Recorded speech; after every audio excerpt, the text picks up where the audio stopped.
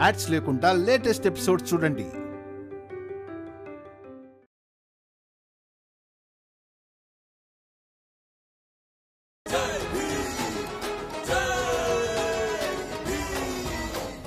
నీకు మీ పిన్ని మీద కోపంగా ఉందా? అవునమ్మా. సరే, తను వచ్చినప్పుడు తనకు నేను నచ్చ చెప్తానులే, సరేనా? సరే అమ్మా. సరే, ఇక నువ్వు చదువుకో.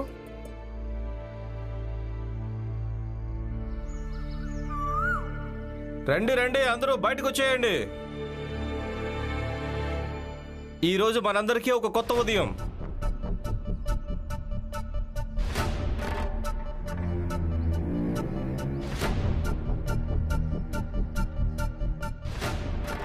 ఏమైంది?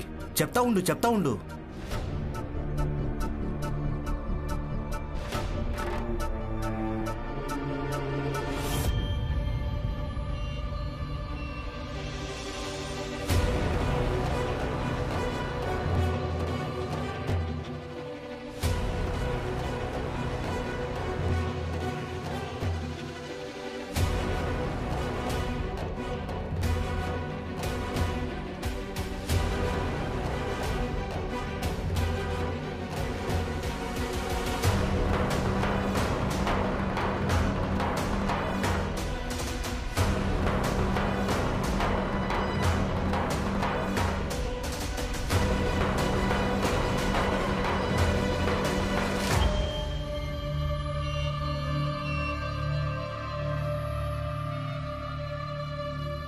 జోకు, పలకలు తీసుకురా. అసలు ఇంతకీ మీ ముగ్గురు ఏం చేస్తున్నారు? మేము ఏం చేస్తున్నామో ఇప్పుడే చెప్తాం నందు. ముందుగా గీసినటువంటి ఈ రేఖలను కళ్ళారా చూడండి.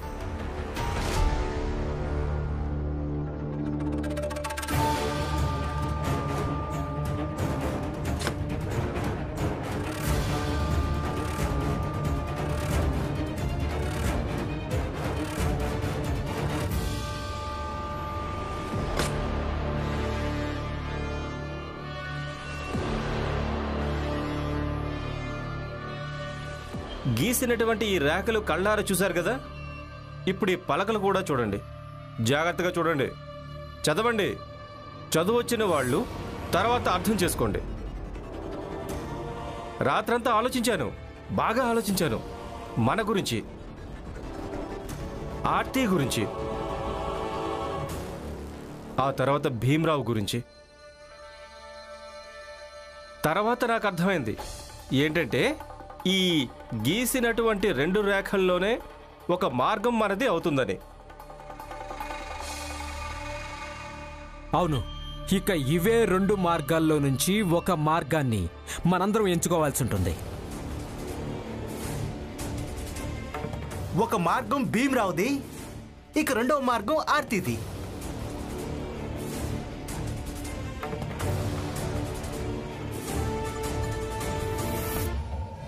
జోకు, జనార్దన్, మీరిద్దరూ ఏం కొత్త నాటకం మొదలుపెట్టారు? హితేష్ అన్న, మీరు ఈ రేఖల్ని చెరిపేయండి. నా చెల్లెలు ఇలాంటి ఏదో రేఖాంశం కాదు. వద్దు.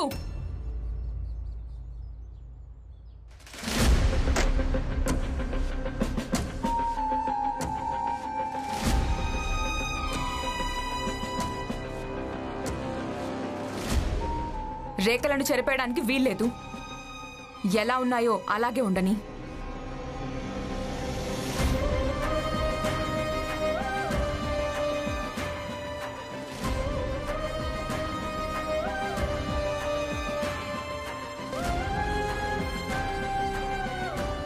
ఆర్తి గారు, నమస్తే.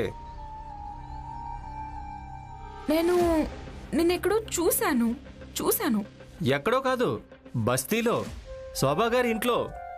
అవునవును, కానీ ఇక్కడి నుంచి మీ హోమ్ చాలా దూరంలో ఉంది. మరి ఇంత దూరంలో ఏం చేస్తున్నారు? నేను చెప్తాను. నమస్కారం బాబు గారు. విషయం ఏంటంటే మేమేం కోరుకుంటున్నామో నువ్వు అదే చెయ్యాలని. ఆర్తి కేవలం తానేం కోరుకుంటుందో అదే చేస్తుంది. ఎవరో చెప్పడం వల్ల ఏమి చేయదు. ఆర్తి మేమేం చెప్తామో ఇప్పుడు అదే చేస్తుంది. అవును, ఇక అందులో నీకే లాభం ఉంది. ఐ మీన్, నీకే ప్రాఫిట్ ఉంది. త్వరగా పదండి, సాహెబ్ బ్రేక్ఫాస్ట్ చేయడానికి వెయిట్ చేస్తున్నారు.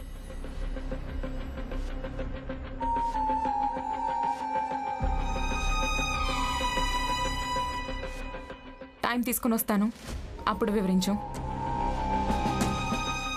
ఈ రమ అలాగే ఈమె భర్త భీమ్రావ్కు వ్యతిరేకంగా ఏ లైన్ ఉన్నా నేను ఆ లైన్ మీద నిలబడతాను.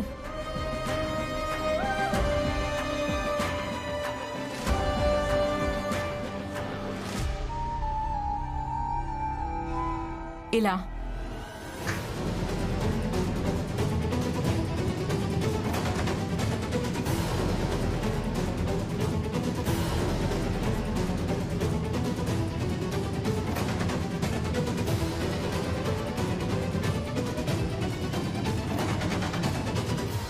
అసలు ఎందుకు? మీరు ఇప్పుడిప్పుడే కదా వచ్చారు. మీకు నా తమ్ముడితో అలాగే రమతో ఏం శత్రుత్వం ఉంటుంది? ఉంటుంది కదా. ఈమె బస్తీకి వచ్చినప్పుడు అప్పుడు మీ తమ్ముడు అలాగే తన భార్య ఈమెతో పెట్టుకున్నారు. మిగతా వాళ్ళు అసలు ఏమీ మాట్లాడలేదు. ఇక ఎవరు మాట్లాడారో వాళ్ళు అనుభవిస్తారు కదా.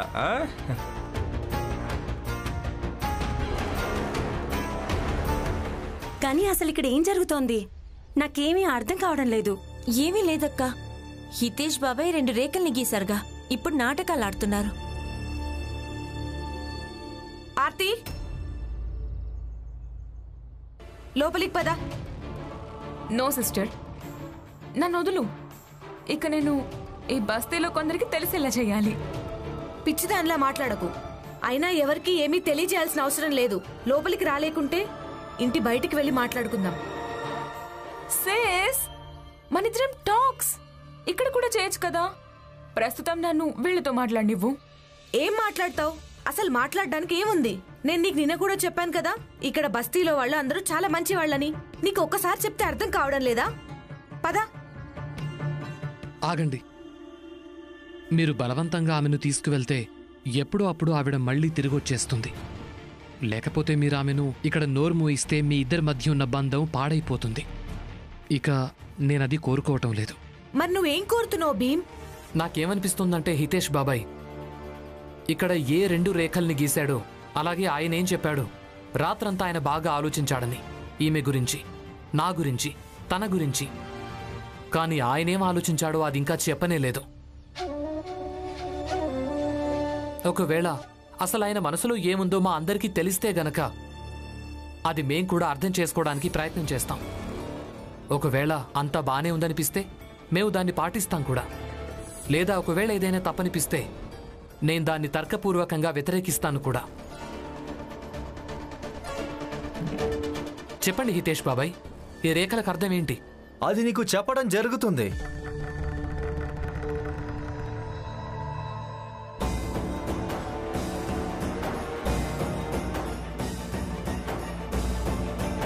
బాబు గారు నమస్కారం. నీకు చెప్పడం జరుగుతుంది భీమరావు. ఒక పని చేద్దాం, 10 నిమిషాల విరామం తీసుకుందాం. 10 నిమిషాల్లో వీళ్ళంతా ఆలోచించుకుంటారు నా మార్గదర్శనంలో నీకు ఎలా చెప్పడం మంచిదా అని. నువ్వు న్యాయవాదానికి దగ్గరగా ఉంటావు, న్యాయవాది దగ్గర పనిచేస్తుంటావు అంటే నీకు కొంచెం తర్కపూర్వకంగా చెప్పాల్సి ఉంటుంది కదా. మళ్ళీ మధ్యలోకి వచ్చేసారా జోషి గారు? ఈ రేఖల గురించి మాట్లాడడం అలాగే వాదించాల్సిన అవసరం లేదు. రమా, నువ్వింకేం మాట్లాడకు. ఎవరి నుంచైనా వాళ్ళు మాట్లాడే హక్కును దూరం చేయడం తప్పు. ఆయన్ని మాట్లాడినివ్వు. ఆయన చెప్పింది విని తర్వాత మనం చెప్పాల్సింది చెప్దాం. కానీ మాట్లాడాల్సిన అవసరం ఏంటి? ఈ రేఖల్ని చెరిపేద్దాం. Stop stop stop. ఒకవేళ ఈ రేఖల్ని కానీ చెరిపేశావంటేనా? చెరిపేస్తే? ఈ రేఖల్ని చెరిపేయడంలో నా సమయాన్ని వృధా చేసుకోవాలనుకోవడం లేదు. నేను కేవలం నా భర్త పేరుతో ఉన్న పలక తీసుకోవడానికి వెళ్తున్నా.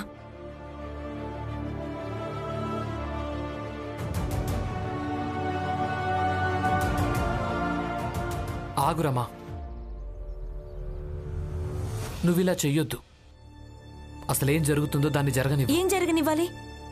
రోజు ఇలాంటి పనికి మన నాటకాలు చూస్తూ పట్టించుకోకుండా ఉండాలా? ఇది పనికిమాలిన నాటకమని నాకు అనిపించటం లేదు. మీరు నాతో వాదించకండి. అరే రే రే రే రే రే నేనేం విన్నానంటే భీమ్ రమ ఇద్దరు ఒకరినొకరు చాలా గౌరవించుకుంటారని. కానీ ఇద్దరు ఒకరి మాట ఒకరు వినడం లేదు. ఇద్దరికి ఎదుటి వాళ్ళు చెప్పింది నిజం అనిపించడం లేదు. ఇద్దరు తగ్గడానికి సిద్ధంగా కూడా లేరు. మరిక అందరికంటే ఏ విషయంలో మంచి హస్బెండ్ అండ్ వైఫ్ వీళ్ళు?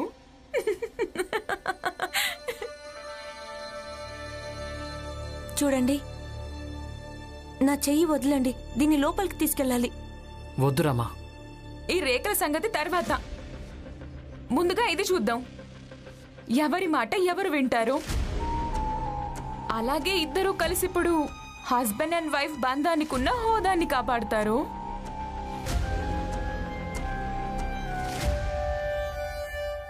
నువ్వు తన మాటల్ని పట్టించుకోవద్దురమ్మా. ఇక్కడ బంధానికి ఉన్న హోదాను కాపాడే సమస్య రాదు. ఇది కేవలం చిన్న విషయం అంతే.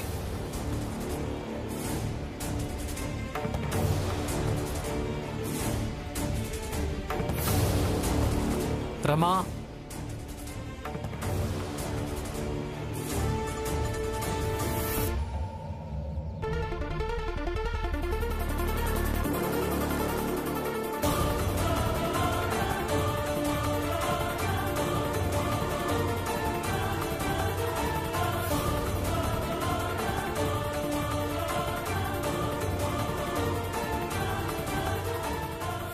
కాపురంలోని కలతలు.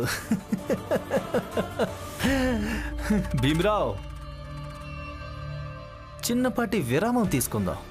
ఆ విరామం తర్వాత మేమందరం కలిసికట్టుగా నీకు వివరిస్తాం. వీళ్ళంతా నీకేం చెప్పాలనుకుంటున్నారు, సరేనా?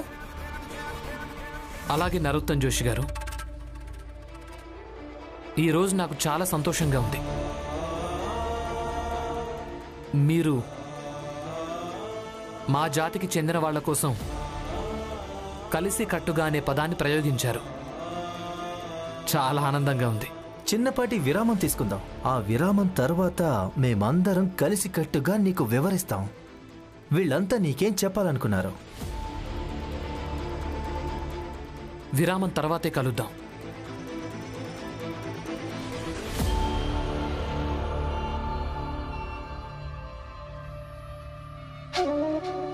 పదండి.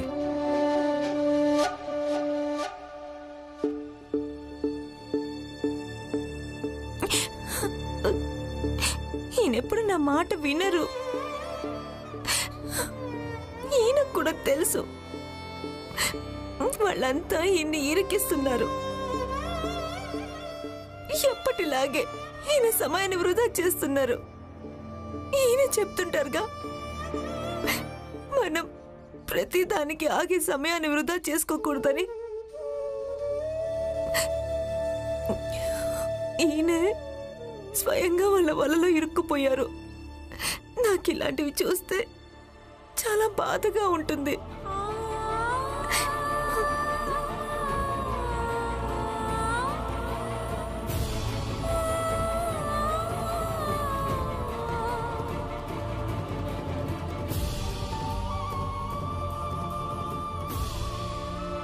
కన్నీళ్లు తుడుచుకోరమ్మా. ఏడవకు. ఏడవకూడదా? మీరే నన్ను ఏడిపించారు, ఇప్పుడు మీరే వద్దంటున్నారు. ఇక మీ సిద్ధాంతాలు ఎంత దృఢంగా అయినా ఉండనివ్వు. వాటిని ఎదుర్కోవడానికి మీ భార్య ఎన్నిసార్లు గాయపడుతోంది. అలాంటప్పుడు తను ఏడవదా?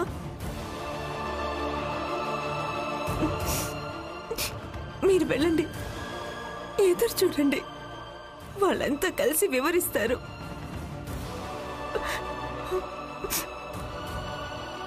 కన్నీళ్లు తుడుచుకోరమ్మా. ఏడవకు. కన్నీళ్ళు ఎందుకు తుడుచుకోవాలి? ఆయన మీ మాట నేనెందుకు వినాలి? మీరు నా మాట వింటున్నారా? పంతం పట్టకరమ్మా.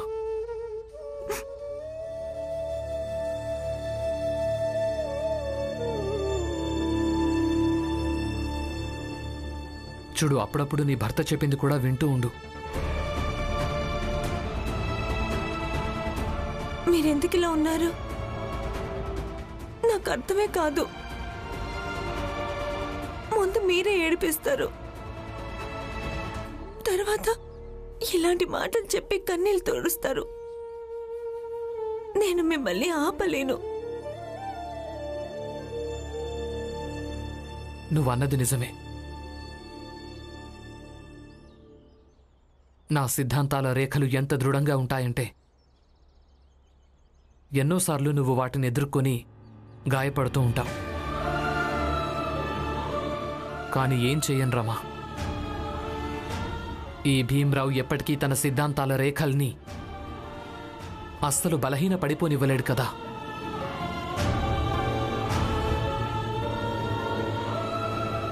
మీరు నాకు ఏమేం వివరించారు అవన్నీ నిజమే.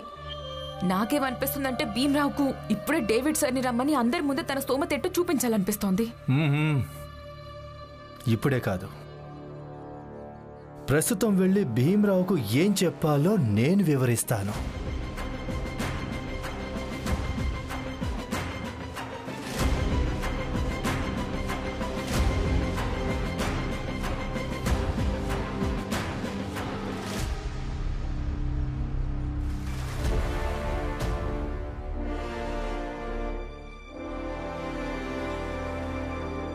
భీమ్రావ్, ఈ రేఖలను చూడు. ఈ రేఖలకు అర్థం నీకు నేను వివరిస్తాను. రేఖలకు ఇటువైపు ఆర్తి నిలబడుతుంది. తను ఒక వర్గం, ఒక పెద్ద వర్గానికి ప్రాతినిధ్యం వహిస్తుంది. ఆర్తి స్వయంగా పెద్దవాళ్లకు సేవ చేస్తుంది. సేవకురాలు, సర్వెంట్ కదా. ఇక తనెంత సంతోషంగా ఉందో చూడు. ఇక ఇదే వాస్తవం భీమ్రావ్. మీ జాతి వాళ్ళు ఎంతకాలం సేవకుల్లా ఉంటారో, దాసుల్లా ఉంటారో అంతవరకు సంతోషంగా ఉంటారు. ఏమంటారు?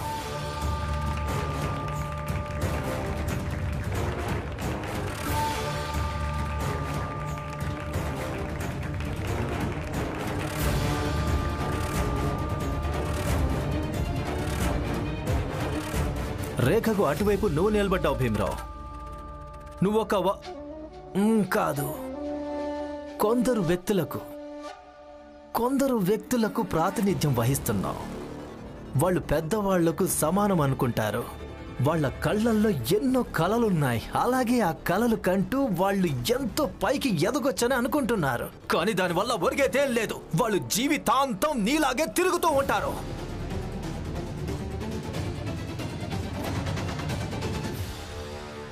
ఇక భీమ్రావ్, నువ్వు నీ భార్య రమతో పాటు నా ఎదురుగా అదుగు, ఆ లైన్ మీద నిలబడు. నేను 2 మినిట్స్లో మీకు అలాగే మీలాంటి వాళ్ళందరికీ తమ స్తోమతేంటో చూపిస్తాను.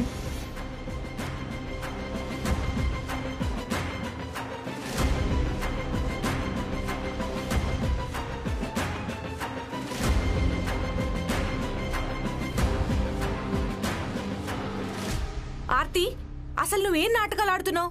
అక్క, మీరొచ్చిన పక్క నిలబడ్డం మంచిదనుకుంటున్నాను. ఒకవేళ ఇక్కడికి రాకుంటే కనీసం అక్కడైనా మాట్లాడకుండా ఉండండి. భీమ్రావ్, ఏం ఆలోచిస్తున్నావు?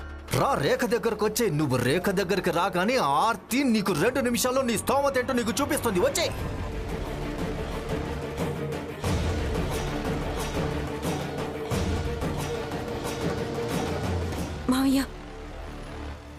మావయ్య, ఇన్ని లోపలికి వెళ్ళమని చెప్పండి. అనవసరంగా అందరు ఇన్ని అవమానిస్తున్నారు. తర్వాత అందరి సంగతి నేను చూసుకుంటాను. భీమ్, రమా చెప్పింది నిజమే. వెళ్ళు బాబు, నువ్వు కాలేజ్కి వెళ్ళు. వీళ్ళు అడిగే ప్రశ్నలకు జవాబులు ఇవ్వవలసిన అవసరం లేదు. భీమ్, వీళ్ళ మాటల్లో ఎందుకు ఇరుక్కుంటున్నావు?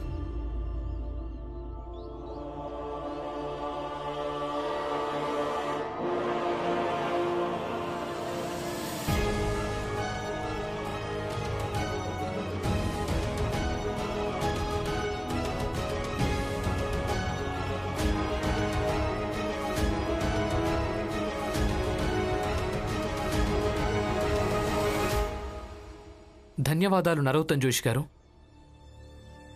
హితేష్ బాబాయ్, మీకు కూడా చాలా చాలా ధన్యవాదాలు.